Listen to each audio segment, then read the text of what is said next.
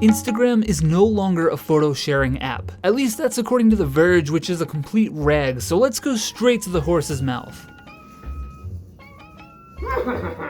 Sorry, Horseman. Let's hear what Adam, the absolute legend, has to say. You know, nowadays we lose context so easily just by sharing articles based on headlines alone, and I want to start by saying we're no longer a photo sharing app or a square photo sharing app. Oh. Okay, well that's not fake news.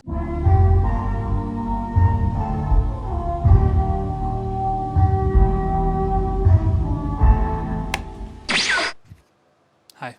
Ugh. Now I'm ready to do this. Hello, my precious little eggies. Sweet Lou Photography here, joining you once again from my bathroom. A few of you freaks messaged me on Instagram saying that you really enjoyed this bit last time I did it, so I figured, hey, I just took a big shit. I gotta make a video. Great time to crack a beer and talk to you guys. So Instagram is no longer a photo sharing site. There's no shortage of videos on the topic, and the thumbnails are all weirdly similar.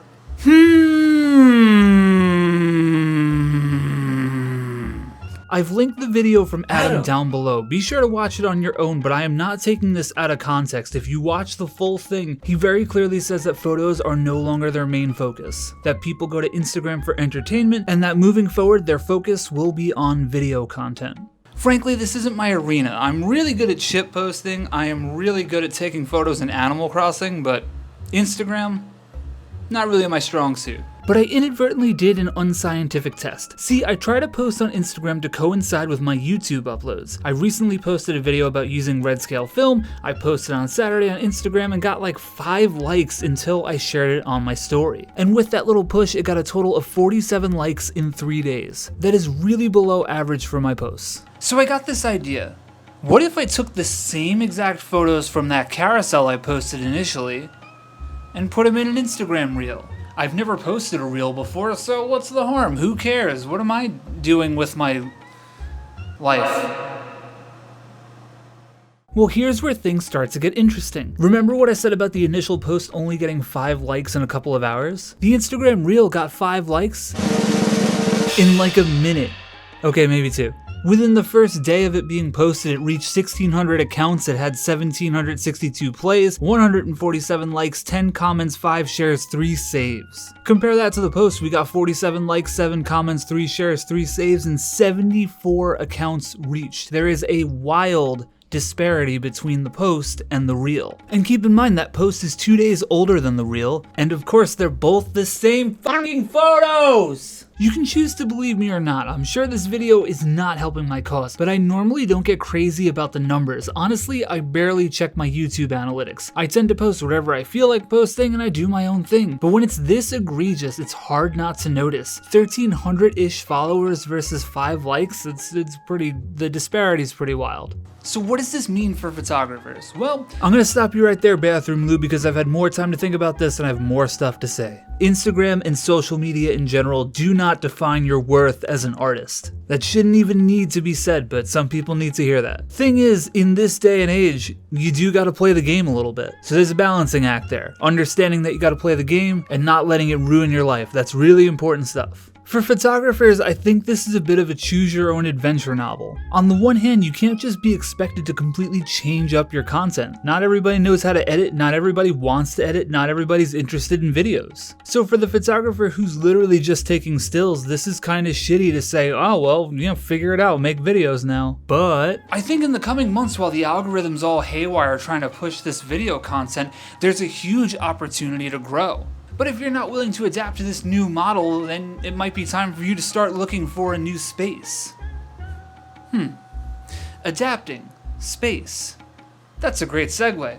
I felt the need to make this video not to complain about the algorithm or any of that bullshit, but because I'm old enough to say that I think I've seen this happen before. And maybe, just maybe, if some goober from Instagram sees this video and sends it over to Adam, we can change the course of this ship. If you're a subscriber, you know I talk about MySpace fairly often. I made a joke video where I took profile pictures on film. I have a MySpace profile. You should friend me on there, by the way. And I also recently got into spacehey, which honestly is kind of amazing. Mid-2000s MySpace recreated. It's beautiful, not sponsored. Anyway, I'm getting off track here. I bring it up because I feel like a lot of people remember MySpace, but they don't really remember why MySpace died. Quick history lesson for you. It was the mid-2000s. Music was amazing. Coheed and Cambria dropped some of their absolute best work. Everyone had flippy hair and wore those rubber bracelets, and everyone had MySpace. 75 to 80 million users at its peak, depending on where you're reading. I know nowadays that's not the most impressive number, but think about the timing. Back in the mid-2000s, phones were not what we have today. These were my phones from the mid-2000s. Plus, at the time, that was double what Facebook was getting. During its golden years, MySpace was one of the biggest sites on the internet. For a time, they were in the #1 slot, even outranking Google. At its height around 2005, Murdoch's News Corp bought MySpace for $580 million.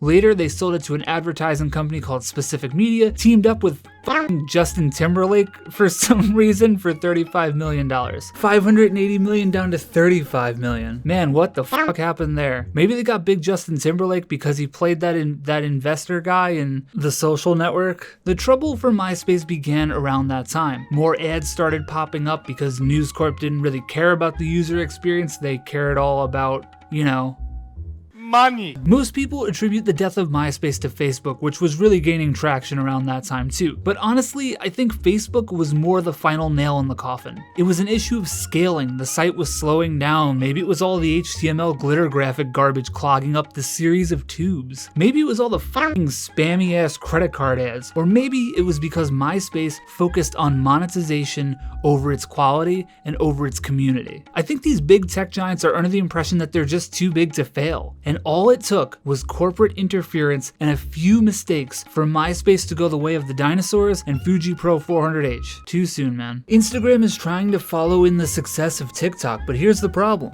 TikTok already exists, and in trying to make a few extra bucks, Instagram might completely alienate their original target demographic, photographers and artists. A few mistakes is all it takes to bring down a giant.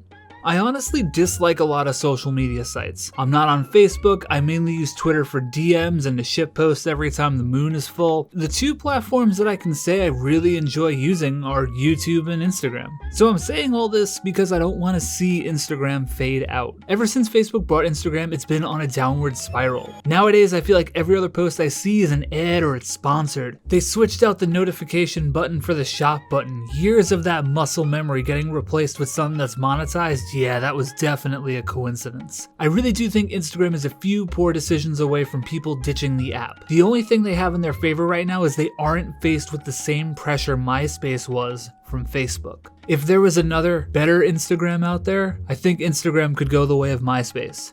And you know what they say, if you don't learn from history, you're doomed to repeat it. But hey, that's just a theory. A film theory. We currently live in clown world, so maybe Instagram won't face any repercussions for their shitty behavior. There probably are enough normies out there to keep sharing the same 4 memes over and over again to keep the party going. Maybe Instagram won't disappear at all, but the soul of the app could. If photographers and artists leave for greener pastures, all you'll have left are shitty repost accounts and boomer brunch photos. I used to tell all my friends back when Instagram first started that it was different from all the other social media platforms. And coming from someone who ditched Facebook a while back, Instagram just feels less special now. So if you are a goober from Instagram listening to me rant from my bathroom, do more to support your creators. It shouldn't feel like you're struggling to be heard over the music at a club whenever you post something. Because for every one photo I see that makes me say, wow, I'm inspired, there's 10 more memes that make me want to crawl into my dishwasher. On that note, I'm going to link 2 videos below, one from Chris Howe. He made a great video on this topic talking about how Instagram doesn't take care of their creators. He goes into it way more, and his account is just a little bit bigger than mine, so it's a different perspective. And I'm also going to link the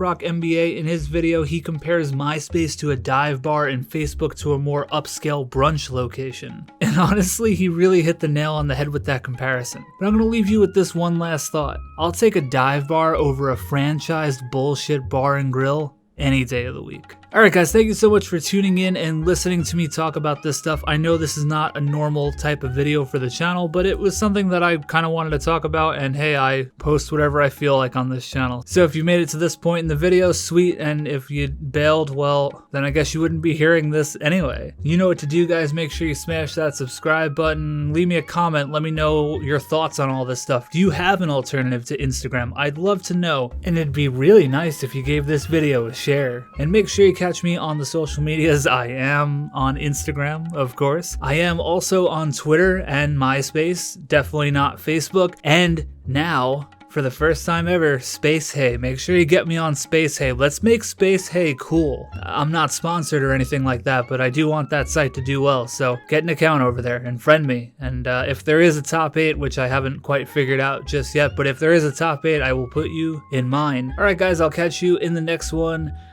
Bye! You might be wondering, why am I holding a Rode Wireless Go? Well, the audio sucked last time. You know, I looked at this on the computer and I didn't realize how wide the shot was, and I also don't understand why it's so magenta and green. But I'm okay with it. For those of you who are wondering what I'm shooting on, well, let me show you this shit. It's a JVC camcorder plugged into this weird little adapter, which is going through HDMI into my Elgato, and it's being recorded on my Mac. And that's all on our bed. So, yeah. Just in case you wanted to know. Like and subscribe. Sweet Loop Photography. Domain.